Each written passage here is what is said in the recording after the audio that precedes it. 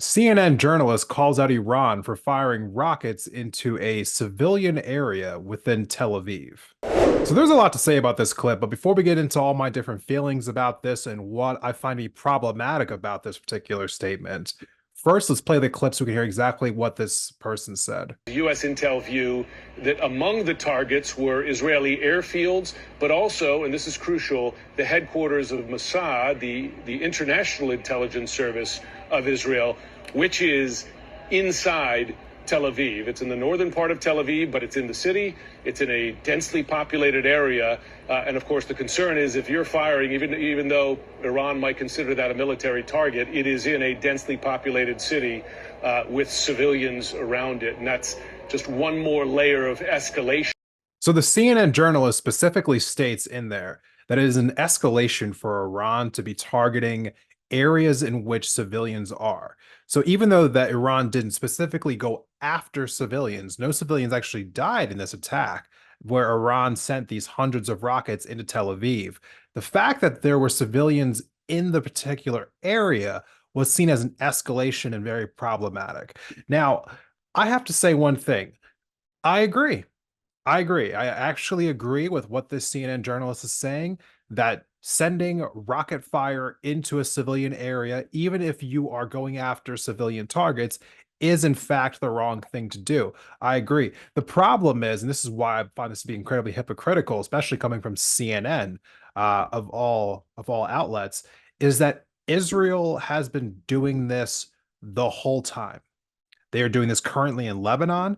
They were doing this in Gaza, where satellite footage has shown from the UN that over 66% of all buildings in Gaza are either destroyed or permanently damaged.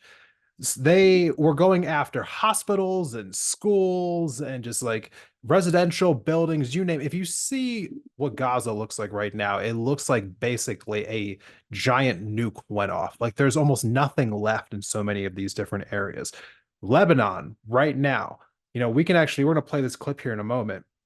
They were bombing in residential neighborhoods of Beirut, the capital of Lebanon. Now, Benjamin Netanyahu came out with an address saying that Hezbollah was stashing rockets and missiles in people's garages, and this is why they had to, go after them in these places, essentially giving themselves a green light to go after civilian infrastructure and claim that it wasn't a big deal because, well, obviously Hezbollah has missiles stashed there. It didn't provide any evidence to this fact, but did say this anyway. And when Israel was carpet bombing several very densely populated areas of Lebanon, the Western media did not, in fact, say anything whatsoever about this at all.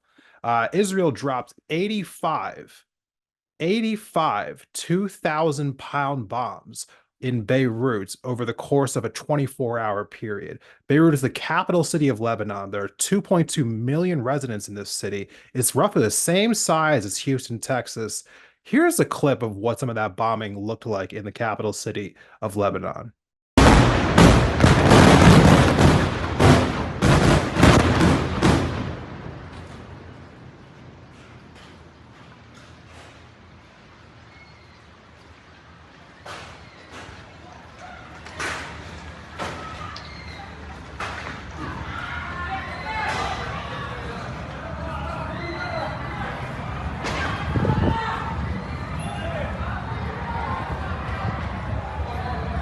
It's important to point these things out because as this continues, as we're going to be seeing more escalations with Iran, with Lebanon, continuing in Palestine, possibly over in Yemen, maybe in Iraq and Syria, as these things continue, it's going to be very important to see the difference between how attacks against Israel are maximized and how attacks that Israel does to other people are minimized. There's never an equivalency within our media about how these things line up. When someone were to attack a military installation in Tel Aviv, even if they're not killing humans, because it was done in a civilian area, that has to be condemned by Western media, by CNN. Again, rightfully so. But when Israel is dropping bombs on residential neighborhoods and killing people, not military targets, but people have died, civilians, women, children, elderly, people are dead. Nothing. Nothing at all. This is from The Guardian here. More than 100 people were killed across Lebanon and by Israeli strikes just on Sunday. This is according to the country's health ministry. It said that more than 1,000 Lebanese have been killed and 6,000 in the past 2 weeks. Without saying how many were civilians, the government said that 1 million people, 1/5 of the population, had fled their homes. There is no telling just how much of an uproar we would see here in America if 1,000 Israelis died over the course of just like a few days. Actually, no, there's exactly telling because that was roughly the number of people who died on October 7th. And we saw the exact reaction here in the US from when that took place. And subsequently, have we seen anything? I mean, anything condemning what Israel's done to the Lebanese people, talking about the loss of life from the Lebanese people. In fact, the Lebanese people are getting less, attention than even the people of Gaza have been when it comes to our government. And those people have been getting next to nothing to begin with. So it is astounding to me that we are seeing these two different tracks about how we talk about the loss of life, the dehumanization of people who are just caught in the crossfire of an Israeli attack whatsoever. Their lives are essentially rendered to be meaningless. And I'm glad that some people are also calling this out on X. These are actually a few posts that I came across. I'm going to put these up on the screen now. First one is by Owen Jones here, saying this really brings rampant, shameless Western media racism to the fore. Here, this journalist explains that Mossad's headquarters in a densely populated civilian area, so Iran's attack endangers civilians. If that was Hamas or Hezbollah target, quote unquote, human shields is exactly what we would hear. And again, from James Lee, friend of the show, the entire world should also know that Israel strategically positions, its military ops in the heart of Tel Aviv to use civilians as human shields. This was, pointing fun. I guess like fun is probably not the best way to describe it here, but this is actually just pointing at the hypocrisy that we've seen from the Israeli government when they would talk about how, like, oh, well, if you don't want us to destroy Gaza, for instance, well, then Hamas shouldn't be putting their installation, like around, civilian populations. They're using them as human shields. And again, how many countries do not have? I mean, how many countries, really keep their military installations away from the public, so to speak? The Pentagon, for instance, is like right next to a mall in Northern Virginia. Like the CIA, the FBI, these are all places that are like in civilian areas. Our military bases are around civilian areas. I lived in a town that had an Air Force base in it. It's right in the middle of town. I've been to other Air Force bases. They're right in the middle of towns.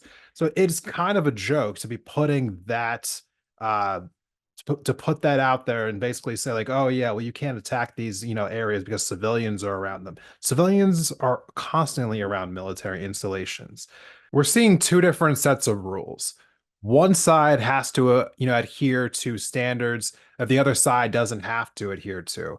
And I do not really expect too much of this to change over the course of, however long this continues to go on. But the reason why I point this out and why I think it's so important for everyone to hear is because for too long, I think that mainstream media in particular, the corporate media in particular, they have been able to get away with kind of like changing the narratives like this. And I think, as we've all been siloed, the majority of this country getting their news from those sources, I think sometimes it's easy to overlook something like that. And so I think it's on us, those of us who are kind of in this new independent media, news space, whatever you want to call it, people who aren't tied to these legacy brands. And I think it's important to have these conversations, point it out, and for us to all collectively point out when we're seeing this level of hypocrisy so that these major outlets can't continue to get away with these double standards. So again, my overall takeaway here is invest in in independent media, divest from corporate media, invest in independent media. Those of you who follow these independent channels, make sure that you're sharing them, liking their stuff, commenting on them, finding ways to contribute when you can. That's the way that we're going to be able to move forward from all of this, because unfortunately, this kind of hypocrisy, these double standards are just blatant and rampant in places like CNN, MSNBC, Fox News. If you like this video, please go ahead and give it a like. Subscribe to our channel. If you want to support independent thought, please go ahead and join our Substack. The link to that is in the description of this episode. We will see you in the next episode. We'll be continuing to cover everything going on with Israel, Palestine, Lebanon, Iran, just everything involved in this. We'll continue to bring you videos for this. Thanks so much for watching. We'll see you in the next one. Thank you for watching this video of Independent Thought. If you liked the conversation, please go ahead and give the video itself a like, and be sure to subscribe for future episodes on the channel.